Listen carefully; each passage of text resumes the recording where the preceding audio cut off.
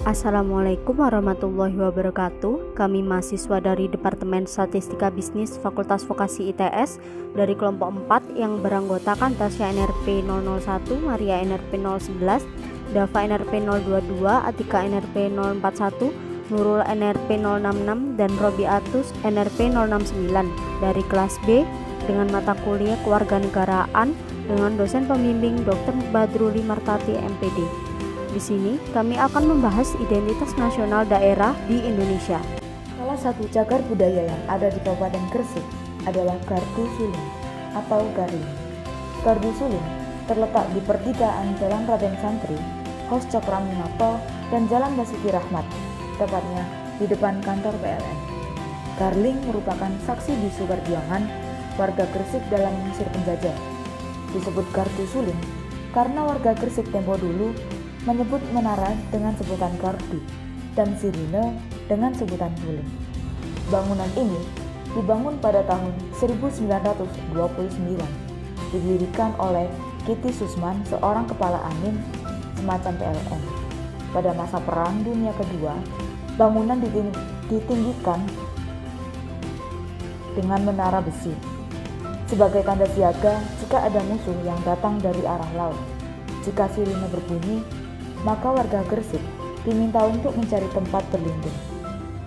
Akan tetapi, pada masa kemerdekaan, fungsi sirine pun mulai berubah.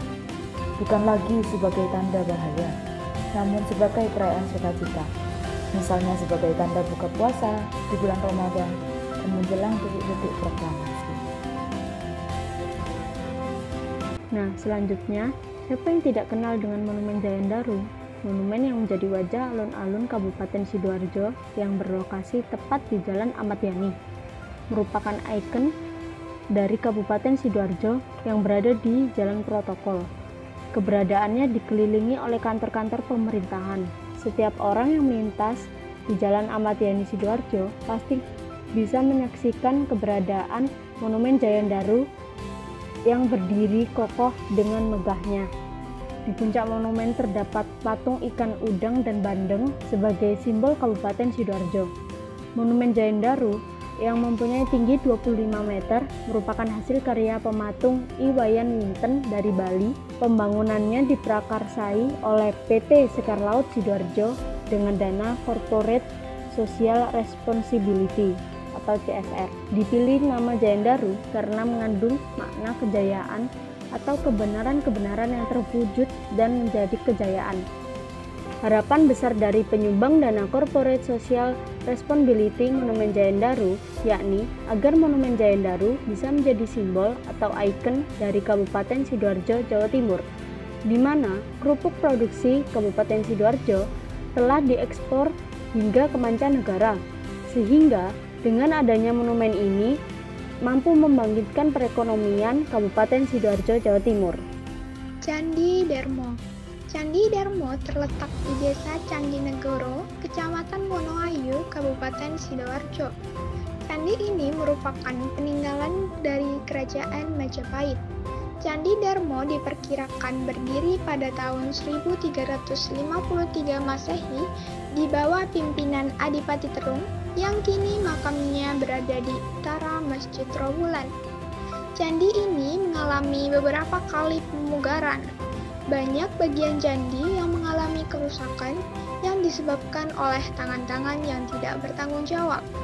Banyak pula puing-puing yang runtuh dan juga dikarenakan faktor usia.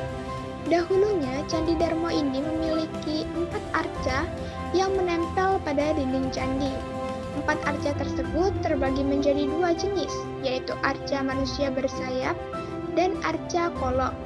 Namun, sekarang salah satu arca tersebut telah dilepas oleh juru kunci yang disebabkan karena ada salah satu bagian arca yang hilang, sehingga yang tersisa hanyalah tinggal 3 arca.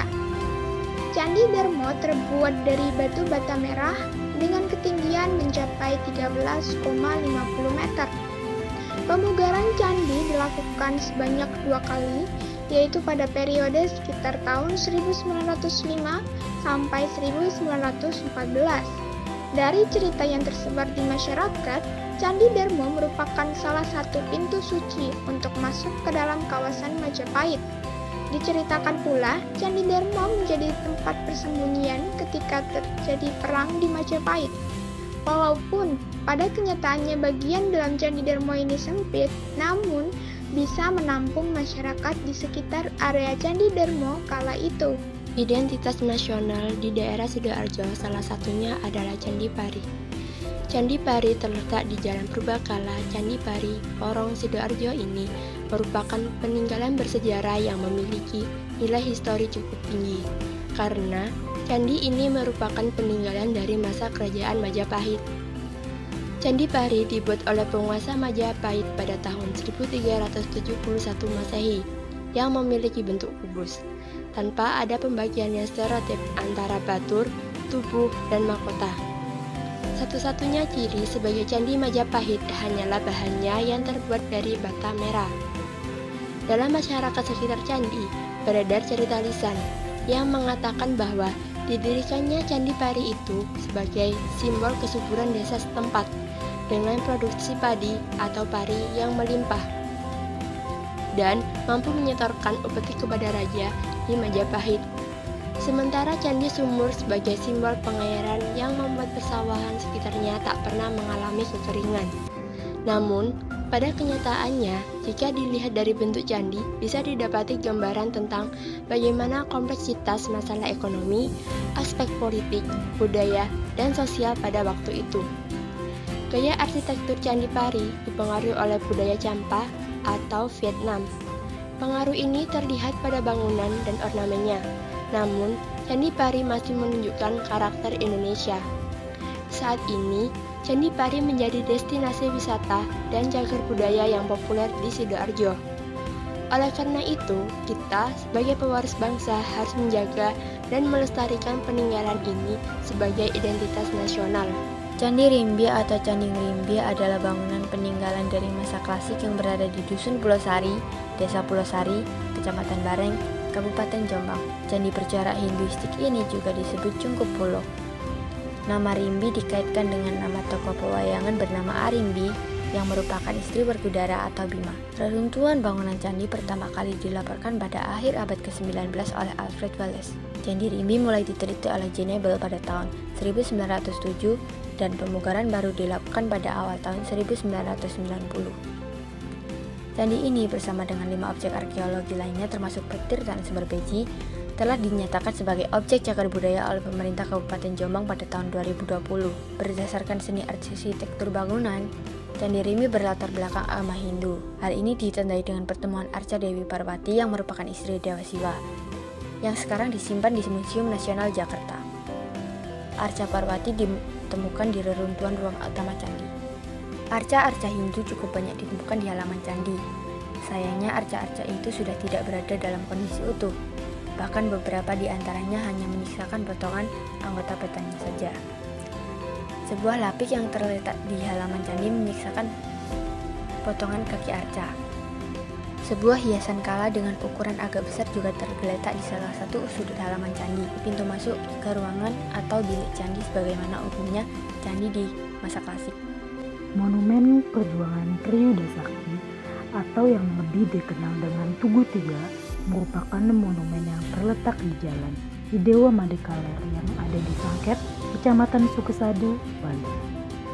Monumen ini merupakan kawasan bersejarah serta berpotensi sebagai tempat berwisata bagi masyarakat Buleleng maupun luar Buleleng. Begitu memasuki areal monumen, pengunjung dapat merasakan suasana yang tenang.